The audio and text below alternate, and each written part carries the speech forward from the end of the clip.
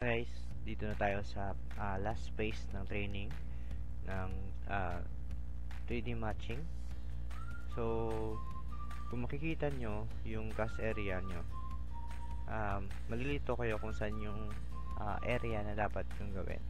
So, mga newbie dito, madalas nila na nakakalimutan or nagkakamali dito kasi lahat ng nakikita nila akala nila i-label nila. So waste of time sa training natin. So tuturo ko sa inyo kung ano ba talaga dito yung i-label natin. So i-label natin, makikita natin yan dito sa na yan. So i-zoom in natin at ito yung kailangan natin gawin. So tanggalin natin muna, and then ito yung makikita natin. So ayan.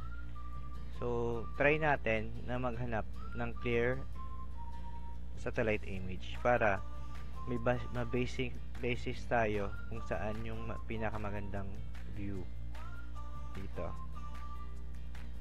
Ayan. Hanap tayo kung saan pwede. So, ito yung pinaka clearer sa apat. So, tignan natin. So, first muna is kailangan natin yung label, yung top layer. So, dito yung dalawa na to is kailangan natin yan i-label. Then, shift tayo dito. Ito is hindi siya na corner. So, dito lang. And then, shift lang.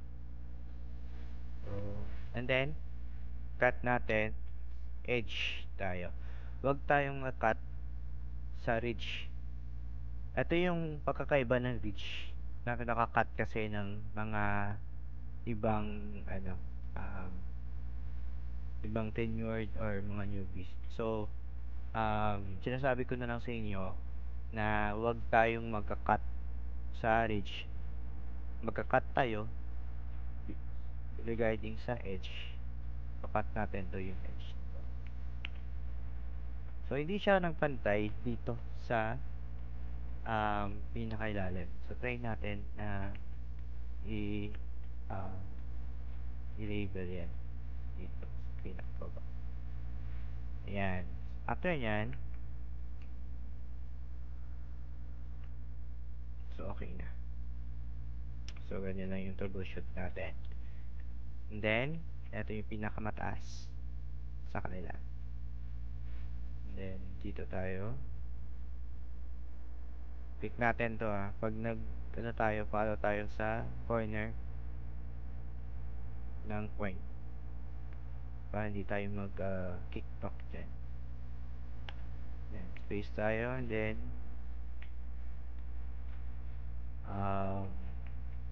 hindi siya pantay dito. Yung dalawa na to. So, kailangan din natin na i-cut yan. Then, dito nakababa siya. Dito, stable lang siya dito sa taas. And the rest, ito yung ginagawa.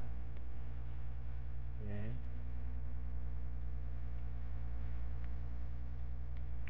Ayan.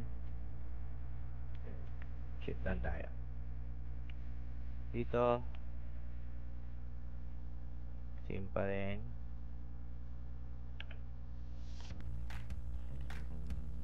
Ayan. Baba natin. Dito, pinakababa lang to. So, try natin yung H tool. Connect lang natin. And then, spacing tayo. After nyan. Yan. So, hindi siya nagpantay. Baba tayo dito. Shift tool lang tayo. Next. What next? Medyo hindi natin kita yung area na to sa dito. So, maghahanap tayo ng map or view nakita yung dalawang corner na yan. So, try natin. Ito. So, kita siya. So, ito yung pinakamataas sa kanilang dalawa. So, try natin to i-connect dito.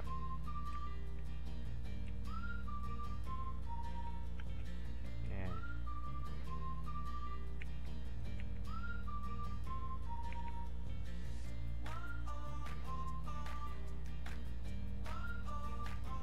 So, after nyan, kailan natin na hindi siya nagpantay. Okay, kasi kahit anong natin, hindi siya nagbantay. So, ang gagawin natin is mag-alt tayo. Hanapin natin yung true na image niya. Ayan. So, dito tayo muna. So, na-target tayo. So, try natin na delete dyan. Then, try natin yung H tool. Dito tayo mag-H tool. Sa corner.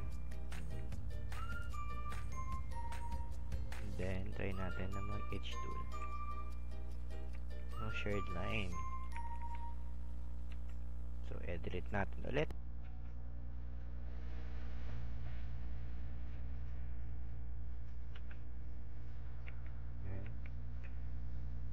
Ayan. So, okay na.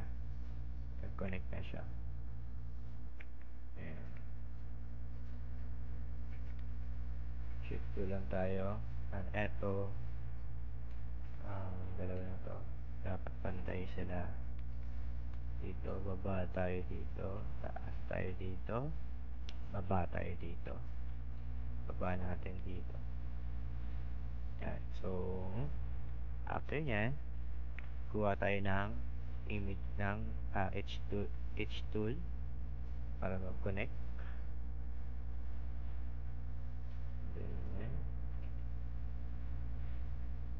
And spacing tayo. So, makikita nyo, ito yung kalabasan niya. So, parang hindi siya pantay dito eh. So, delete natin. Ito yan, dito. Ayan. Dapat, ito lang siya. Then, usog natin. So, okay na. Okay naman siya. Try natin lang.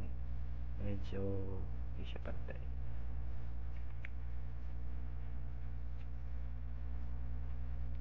Ayan, medyo okay na siya. Then, so yan na yung building na yan. So, last na building, eto. I-tool lang tayo. I-tool. Then, hanapin natin yung corner niya. Then, okay na to. Shift tool lang tayo.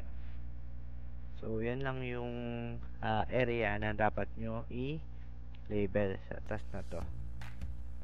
Then, confirm view lang tayo. And then, confirm view tayo. Next is ulit natin confirm view. So, yun na yung pinakamadali na gawa kung paano nyo i-corner yan, i-solve yan. Yung regarding lang dun sa mga alt kasi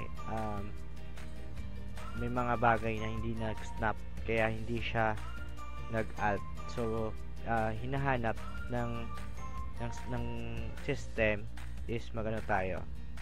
So, ganun lang yan. So, pwede na natin to ipasa. Okay guys, that's the end of the training. So, sana na may matutunan kayo at sana makapasa kayo sa training nito.